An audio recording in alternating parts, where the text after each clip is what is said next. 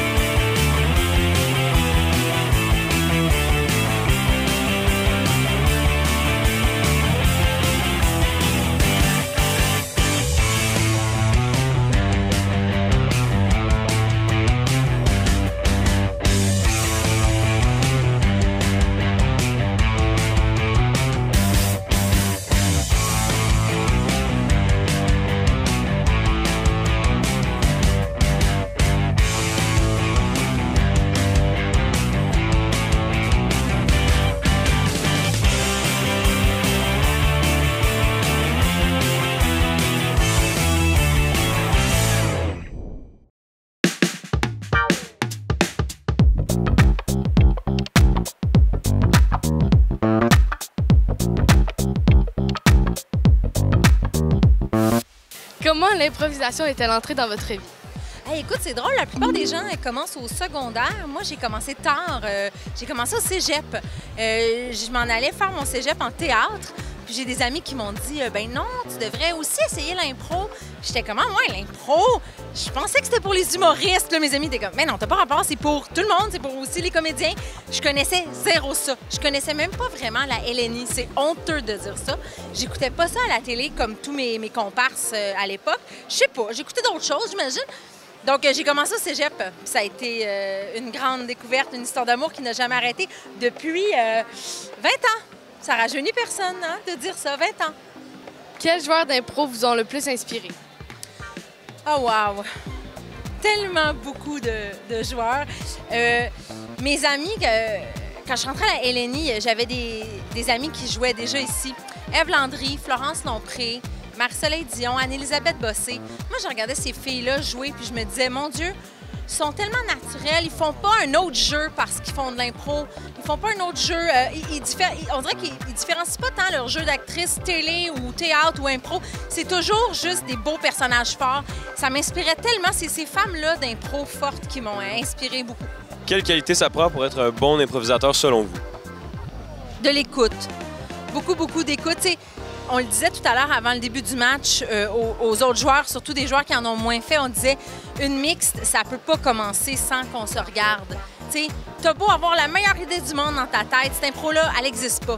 Elle existe avec l'autre, puis peut-être que cette idée-là, ben, on va la mettre au vidange, on va la mettre aux poubelles, puis on va faire quelque chose de tout nouveau dans notre relation, dans notre écoute. Fait que l'écoute.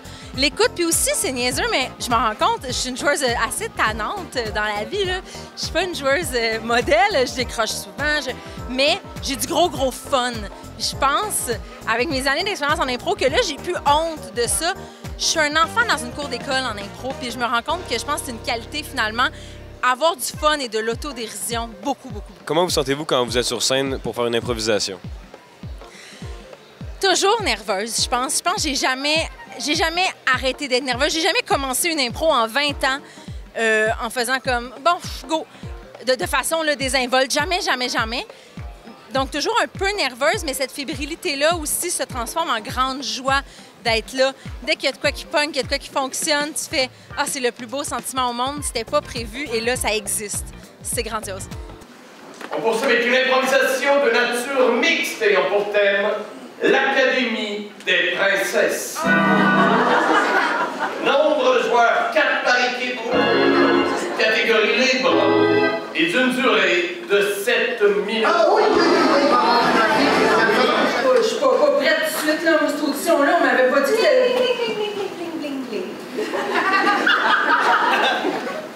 C'est qui ça? Bonjour, mesdemoiselles. Esmeralda, votre directrice. Allô? J'ai pas besoin de prendre les présences, mais... Les autres ont été éliminés. éliminé au premier tour. Yes! Cendrillon Gagnon?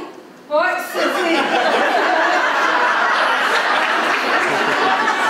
À la maison, on m'appelle Cendrillon, puis on rit en tabac. C'est effectivement très drôle, c'est hilarant. Mais ici, au château, ça sera différent, Cendrillon. Ici, on va apprendre à te respecter. Mesdemoiselles, on va commencer par l'essayage de chaussures. Vous devez vous avancer et mettre une de ces chaussures transparentes ici sans vous aider de vos mains. Floup, floup, les deux pieds feront. Oh, oui, oh. Oh, floup, floup. J'ai envie de vous faire passer tout de suite en seconde.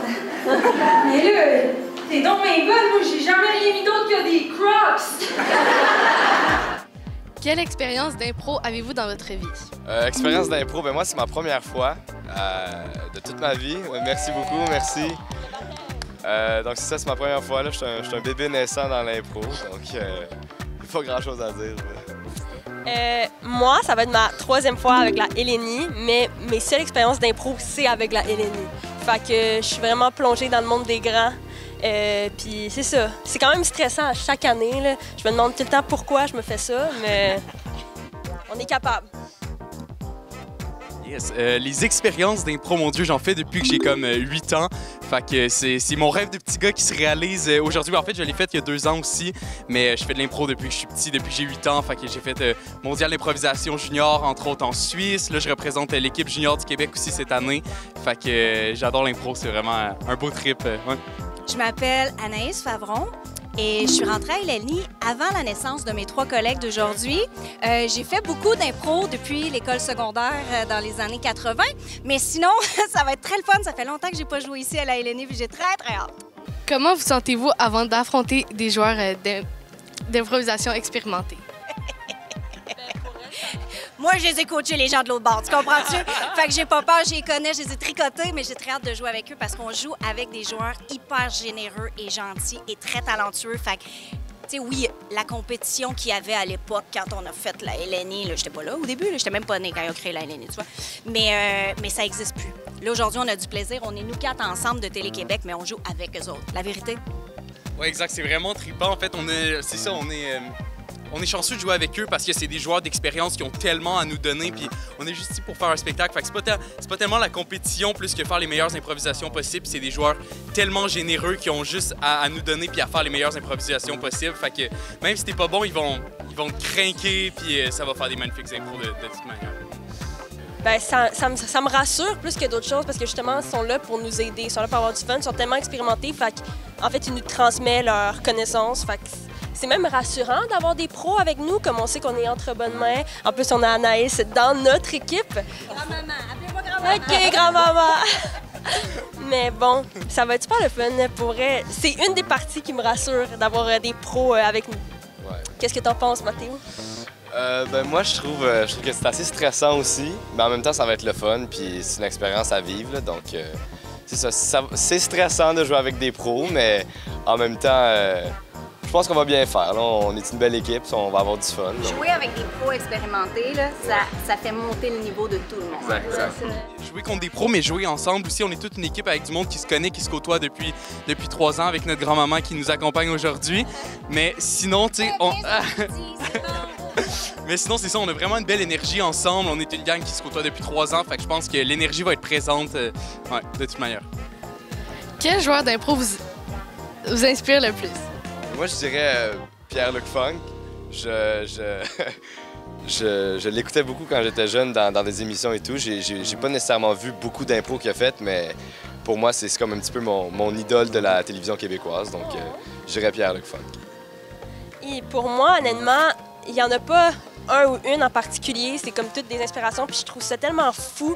C'est un talent, l'improvisation. C'est tellement naturel. Puis c'est tellement beau et impressionnant à voir. Fait que j'ai pas un coup de cœur en particulier. Tous les joueurs avec qui j'ai eu la chance de jouer, parce que ça change quand même d'année en année, je les ai tous trouvés excellents pour différentes raisons.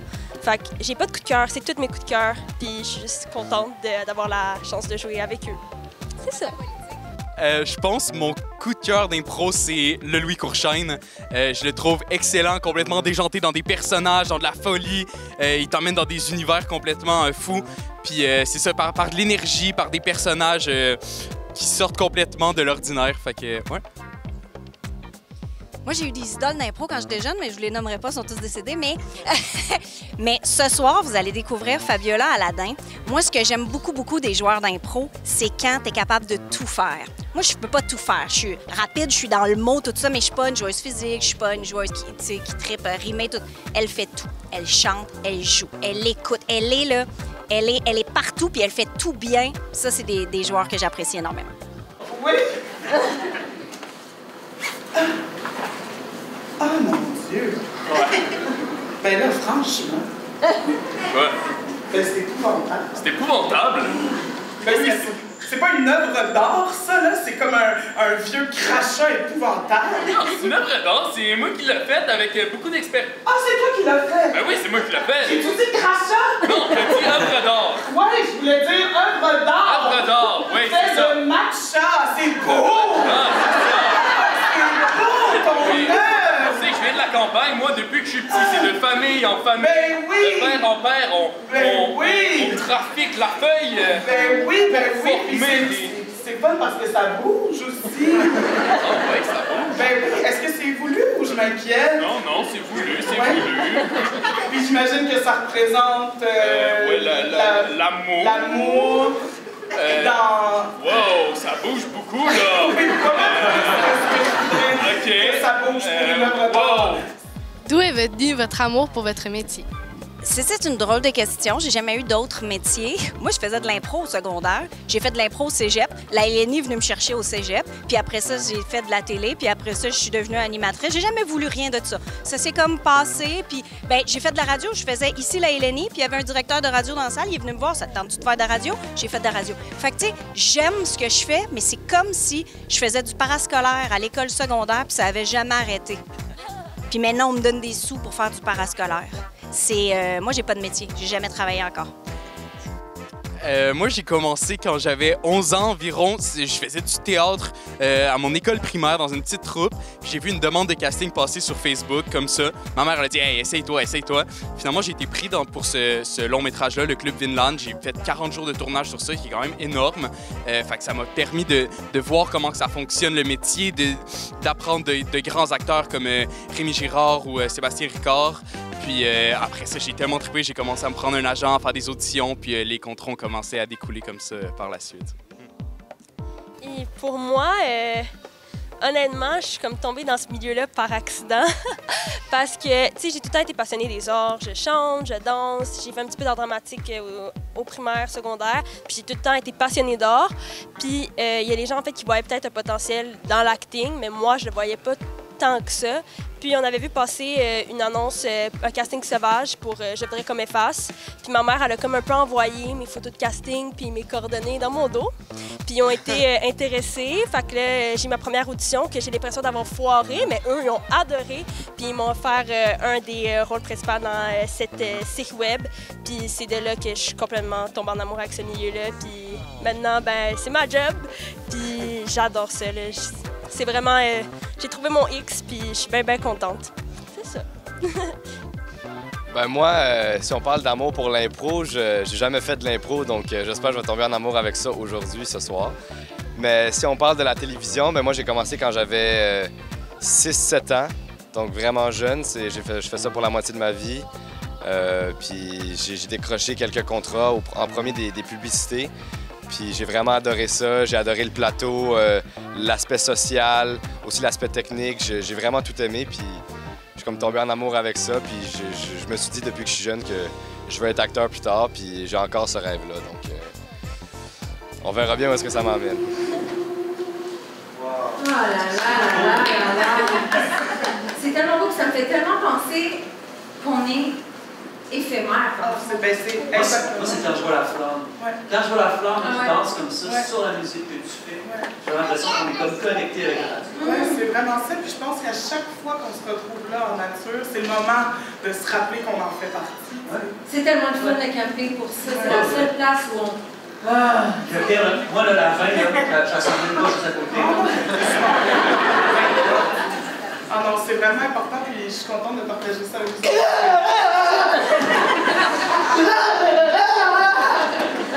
On dirait que Kevin n'est pas sur le même trip que nous autres.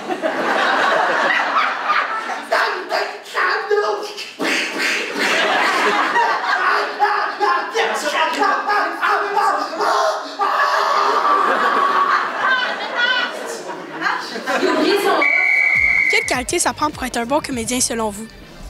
Oh mon Dieu.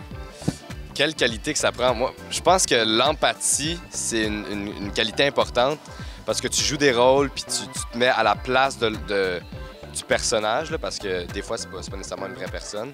Donc, je pense que l'empathie, c'est vraiment une émotion, un sentiment important. Donc, je dirais ça, mais je pense que l'improvisation aussi. Parce que, justement, ben, moi, je trouve que oui, je trouve que c'est une qualité. C'est pas tout le monde qui a le don de faire ça puis qui est capable de faire ça aisément. Donc, je pense que l'improvisation, c'est quelque chose d'important à avoir dans l'acting. Moi, je dirais d'être humble.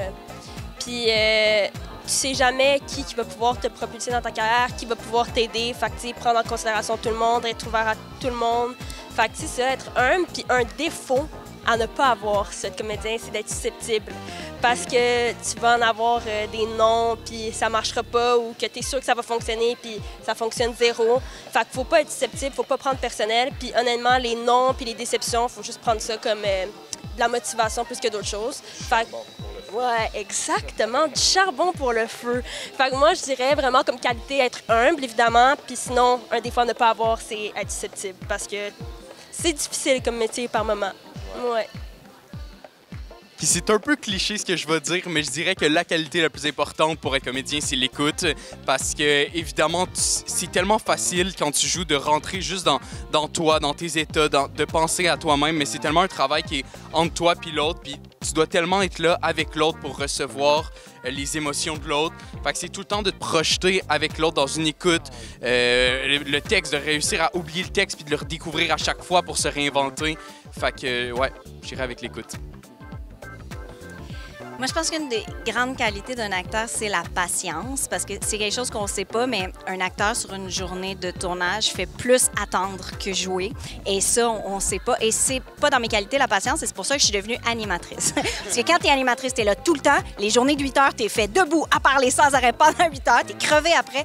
Mais non, être acteur, c'est ça que je trouve le plus difficile. Puis il faut aussi, justement, l'humilité, ça, oui, vraiment beaucoup. Et le travail. Ça a l'air de rien, mais les journées sont double de temps des journées de travail normales. Puis quand on arrive à la maison, il faut apprendre des textes, il faut se préparer, il faut aller se couper les cheveux pour être raccord.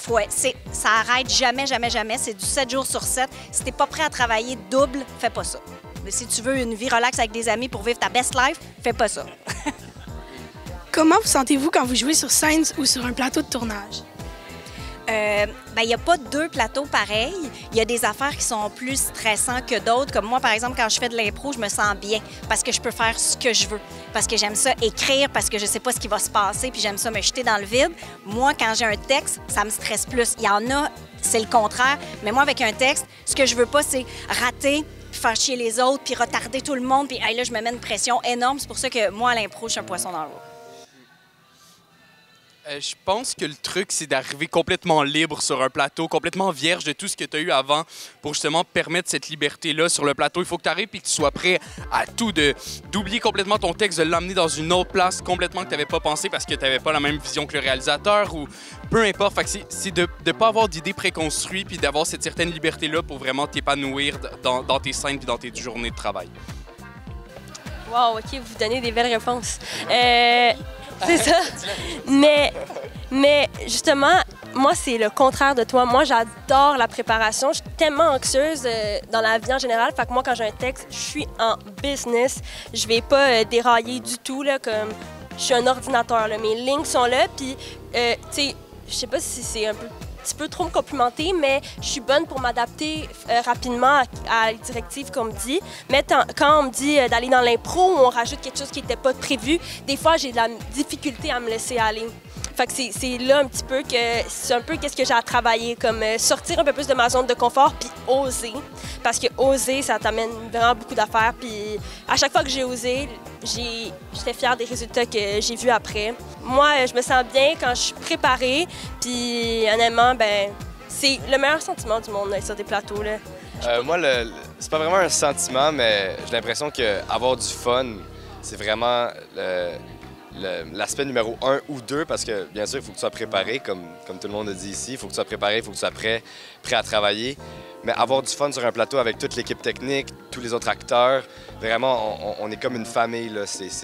On a du fun, on arrive là, on est prêt, on tourne. On finit la journée, on se voit le lendemain. Fait que vraiment, c'est vraiment une famille, je trouve. Puis c'est ça, avoir du fun. Là. Je sais pas trop quoi d'autre dire. Vous avez tout dit, donc... Quels sont vos plus grands rêves en lien avec votre métier? Non, mais j'aimerais ça plus voyager avec la télévision. Donc aller aux États-Unis, aller en France, aller en Belgique, n'importe où. Ouais, je parle bien anglais, donc ça va m'aider aussi pour... si je vais avoir une carrière en anglais, mais je vais jamais lâcher mon français non plus. Donc, je pense que mon plus grand rêve, ce serait ça, là, de voyager dans d'autres pays à cause de tout ça. Moi, honnêtement, comme chaque contrat que j'ai eu, comme c'est devenu un rêve pendant que je le faisais. Fait que je sais pas trop, mais honnêtement, comme un rôle de composition, quelque chose qui est hyper loin de moi. Parce que, étonnamment, je réussis tout le temps à trouver une manière que je connecte avec mes personnages. Fait que quelque chose qui est hyper loin de moi, que je dois faire une recherche extrêmement poussée. Puis aussi, c'est sûr que voyager, ça serait cool aussi. Puis, ben c'est ça. Comme peut-être aller plus loin que le Québec, puis aussi un rôle encore plus loin que moi. Ça serait trippant aussi. Fait que c'est ça. Mon Dieu, si vous m'aviez demandé ça hier, j'aurais dit jouer à la LNI. Fait que là, ben c'est pas encore fait. Fait que là, dans les prochaines heures, il va falloir que je me trouve un nouveau rêve. Mais j'irai pour le théâtre. J'ai jamais vraiment joué au théâtre de manière professionnelle, puis je pense que ça va s'en aller un peu vers ça dans les prochaines années parce que j'étudie là-dedans en ce moment, puis ça me passionne tellement. Fait que je dirais de commencer à plus jouer au théâtre, puis de m'émanciper là-dedans aussi. Ouais. Moi, j'ai réalisé vraiment beaucoup de rêves. J'ai beaucoup voyagé avec mon métier.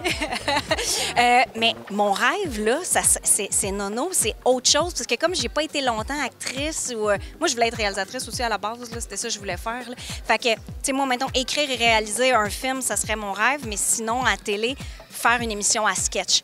Déguisée avec plein de personnages. Je faisais ça quand je faisais de l'impro, puis je l'ai jamais fait professionnellement, puis j'adorerais ça.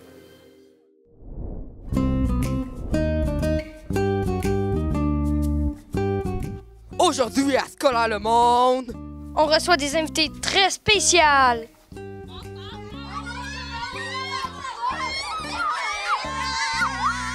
Bonjour, je suis Maraya. Et moi, Bernard.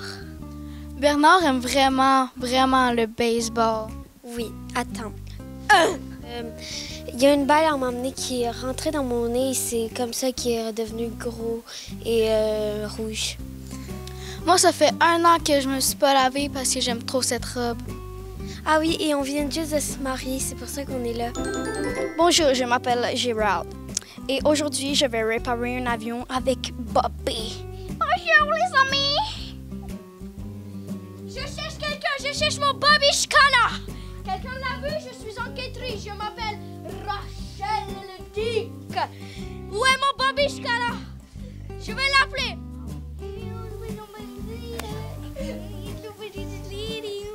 Où est mon babiche?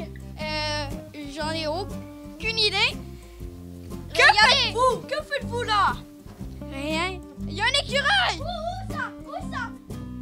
Je sais pas. Il est parti. Vous voulez Babiche! Ma babiche! Où est mon babiche? Je connais un sort. Quel est le sort? Dites-moi, là. Je veux voir mon babiche! Vous avez qu'à tourner. Tournez, allez-y! Babiche est trouvé dans la poubelle! Oh mon babiche, une danse pour célébrer cela! Babiche cana, babiche cana, babiche cana, babiche cana, babiche cana, babiche cana, babiche cana, babiche cana. Alors bonjour, aujourd'hui nous allons vous montrer comment braquer une banque. Ok, premièrement il faut se rendre à la banque. Après il faut entrer.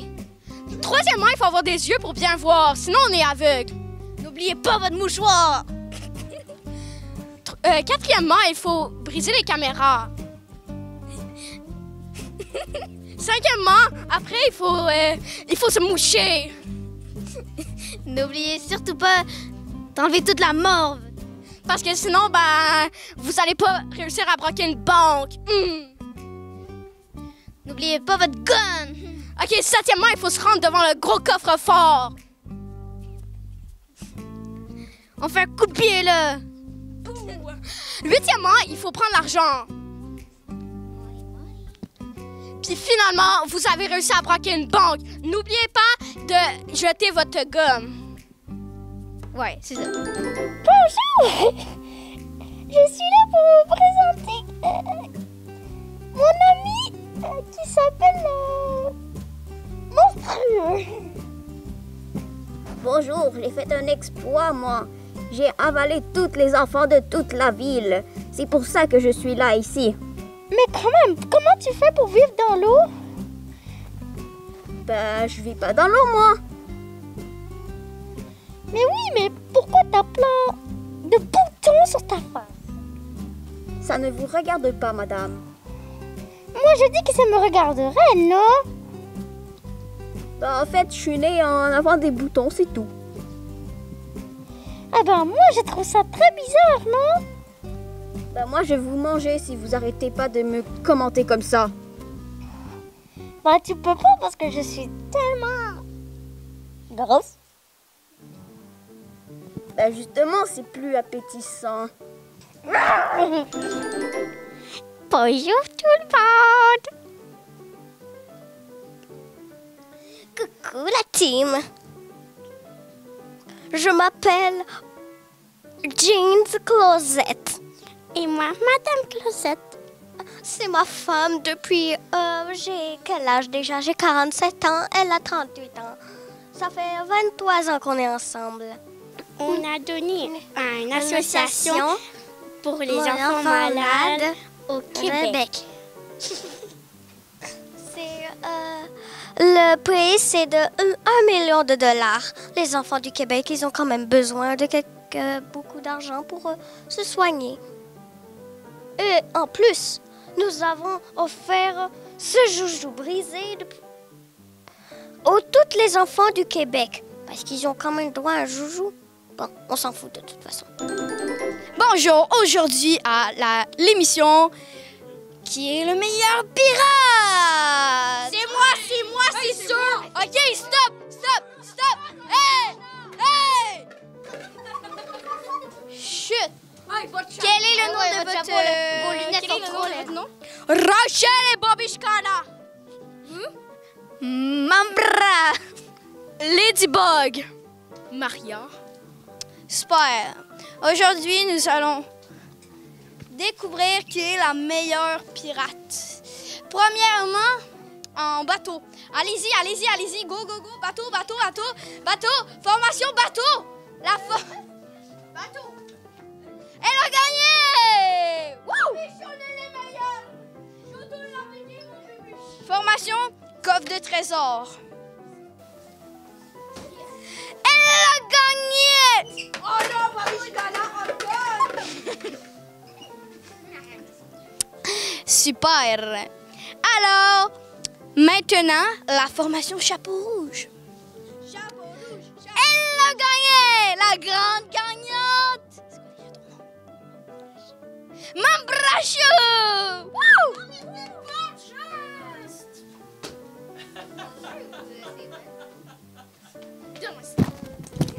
Premièrement, j'ai gagné. Et deuxièmement, sont toutes folles. Toi? Tu vas gagner? Oui! Tu traites pas Ladybug comme ça. Ben, Ladybug, il n'y a pas un chapeau comme ça. Je crois que je vais m'en aller.